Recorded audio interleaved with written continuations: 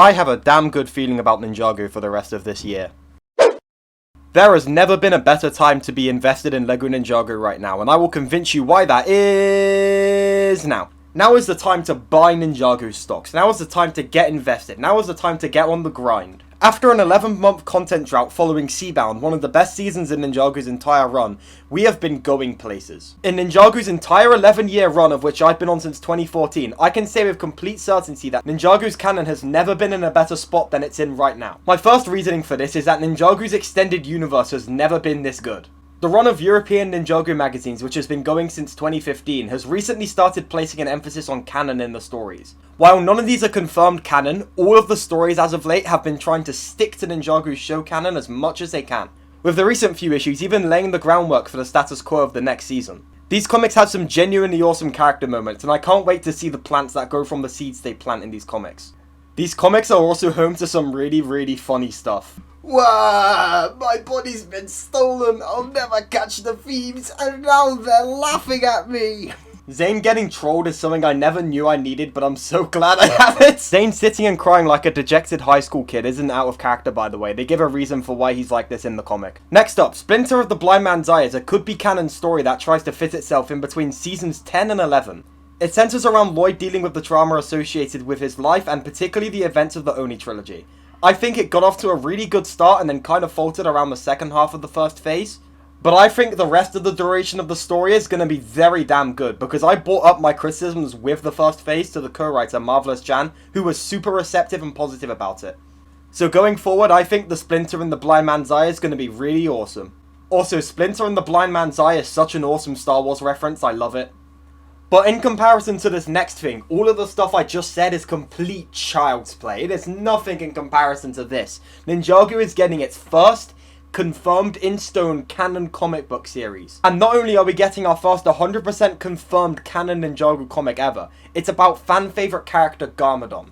Now, I sure hope I don't have to explain who Lord Garmadon is to you, even if you are new to the show. But in case you don't know, all you need to know is that he's a really beloved and well-written Ninjago character, so you should be excited. And what we've seen of this series so far characterizes Garmadon perfectly, along with giving the Ninjago world some really good world building. Now, for those of you in the comments who are still ignorant to the bliss that is LEGO Ninjago in 2022 who are telling me, Krusty, I'm sorry, that sounds pretty cool, but I'm not interested in comics, that's not enough to get me invested. First of all, you need to repent right now. How dare you say that? Second of all, that's okay, because the future of Ninjago sets in 2022 looks really bright. Regardless of what I think of the line of Ninjago core sets that came out this year, apart from the Ninja Dojo Temple and Zane's mech and those new spinners, this wave isn't very good, I'm sorry. But the standalone nature of this set line, in case you don't know, it's designed to not be tied to a season of the TV show, will inevitably have the effect of introducing new kids to LEGO Ninjago. And hey, regardless of what I think of these core sets, having more coverts to the cult is always a win in my book. Also, the lackluster nature of core could end up being okay, because from what I understand, Winter 2022's core wave was more of a filler wave,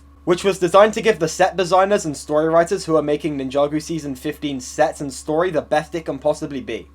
Which I think is nothing but good news. Season 15 essentially getting delayed internally is kind of bad on paper, but the fact that they have more time to make this the best it can be is only a win in my book. Also, speaking of the Summer 2022 Season 15 sets, they will contain 44 new minifigures, 29 of which being different. Jesus Christ, LEGO is really trying to eat every single bit of my savings as they want, and it will probably work. With this information in mind, I think we can all collectively say, oh, so that's where the budget for Ninjago Core went, okay. But wait, that isn't even the best part, because in just a mere few days, we won't even have to be relying on these rumours and low quality images. Because around May 1st to May 3rd is when LEGO always reveals the HD images for their summer sets for that year. Meaning pretty soon we'll have HD looks at all those goddamn lovely sets. God, what a time to be alive, am I right? Speaking of that, we're seeing something I never thought I would live to see.